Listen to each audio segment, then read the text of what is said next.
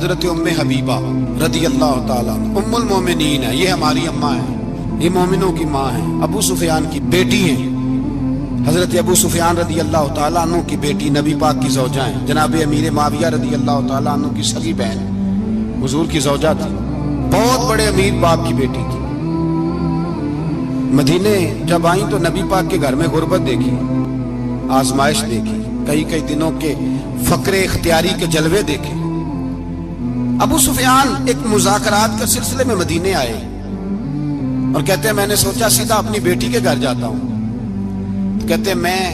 حضرت ام حبیبہ کے صحن میں داخل ہوا تو چارپائی پہ بستر بچھا ہوا تھا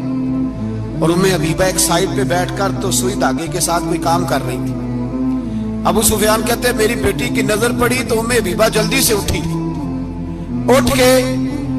بستر جو چارپائی پہ بچھا ہوا تھا وہ بستر اٹھایا،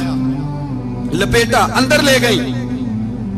بعد میں باہر آئیں تو میں نے بیٹی کے سر پہ ہاتھ رکھا، میں نے کہا بیٹی میں سمجھ گیا ہوں، بستر پہ میری نظر پڑی ہے، لگتا ہے کئی سال پرانا ہے، پیوند بھی لگے ہوئے ہیں، تو اس لیے اندر رکھا ہی ہے کہ پرانے بستر پہ باپ کو بٹھاؤں گی، اس لیے رکھا ہی ہے۔ تو بیٹی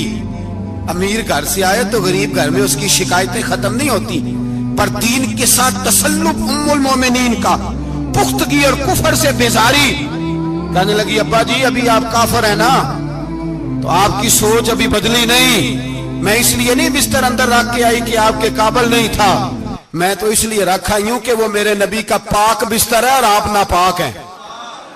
وہ پاک بستر ہے۔ انما المشرکون نجس، مشرک ناپاک ہوتا ہے، باپ ہونا علیحدہ بات ہے، لیکن میرے دل میں باپ کی قدر بعد میں ہے میرے دل میں،